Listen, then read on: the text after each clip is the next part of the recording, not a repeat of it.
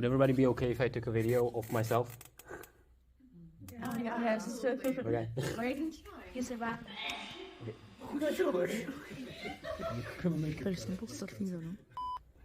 So I overheard a conversation yesterday which I'm not sure I was supposed to hear. I sat at the cafeteria and two Erasmus students sat behind me, and one of them was like, "Hey man, I want to continue the conversation from yesterday because I slept with your sister." Well, I stopped eating my soup immediately and leaned back a bit to listen what would come next, but I had no idea. "Really?" said the other guy. "I also slept with my sister." Well, that was not expected though. They heard me choke on my soup, so there was no point in hiding. I just rotated to them and asked them what the conversation is about. Turns out they were talking about their dreams. Their sister, or the other guy's girlfriend, went on an Erasmus. So they both didn't see her for more than 3 months.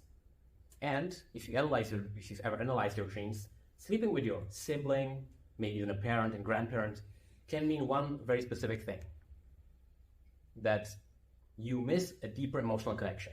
And since they both didn't see her for more than 3 months, they probably miss her.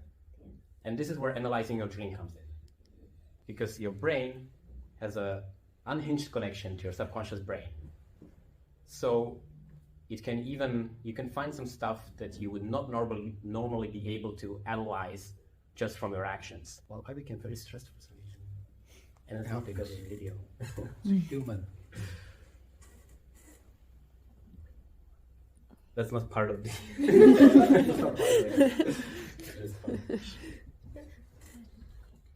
Yes, so by analyzing your dreams, you may make your life a little better.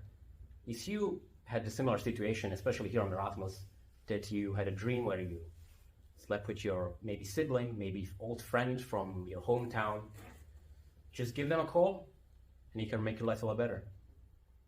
And there are so many more situations that you can analyze from your dreams. For example, if you sleep with a complete stranger in your dream, that might mean you miss a deeper emotional connection with anyone. But let me tell you my story. So I analyzed my dreams for 1,455 days by today.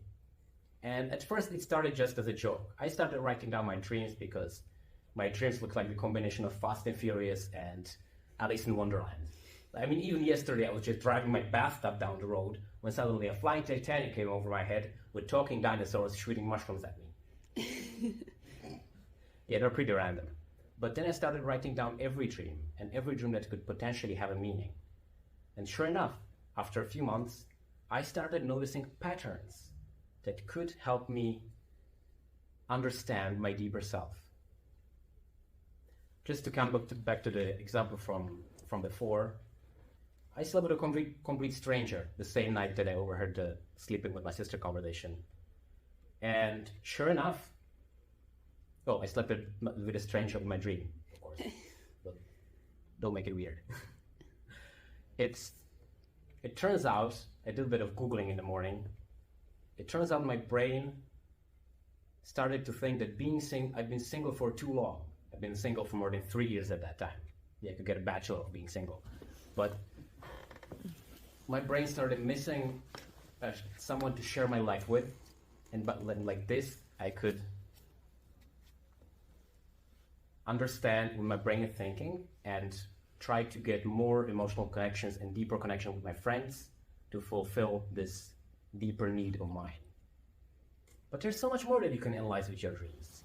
I mean, from Erasmus students, I've talked with many of them about their dreams.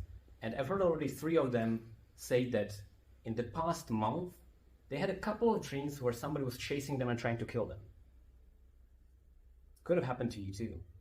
And it's nothing to worry about. It usually means, it can mean different things if you know who the killer is or if you don't know who the killer is, if he actually kills you or not.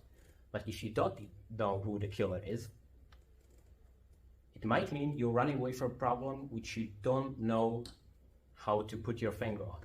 You don't know what this problem is. And if you analyze this dream, you can maybe meditate a bit, and you can figure out what this problem is. And you would not be able to if you didn't analyze the dream.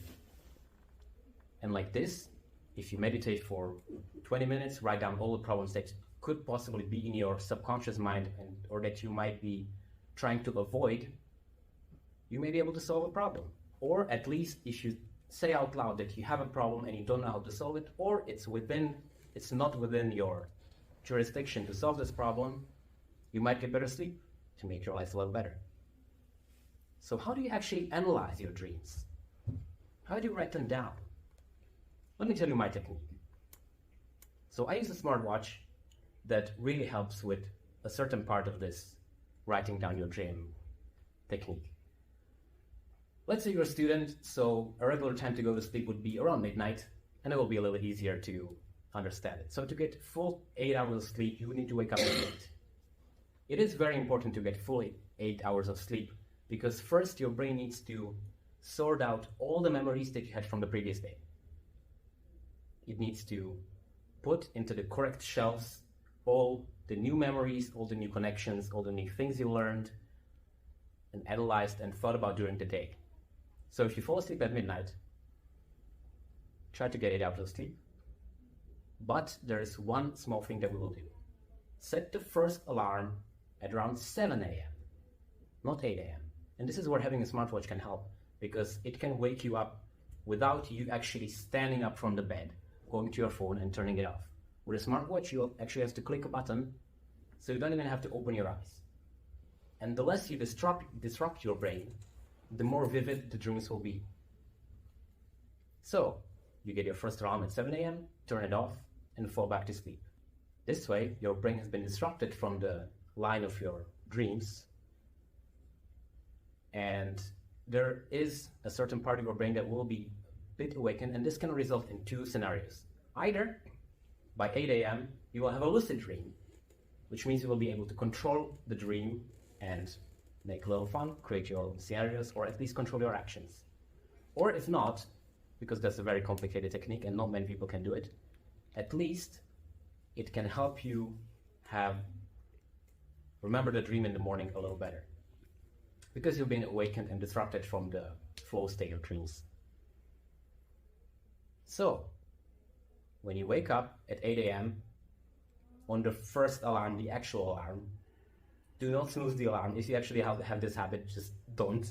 It's one of the worst things you can do, because you will forget every dream. And it's not only about dreams, it's actually proven to be not very healthy for almost anyone to snooze your alarm. So wake up at 8 a.m.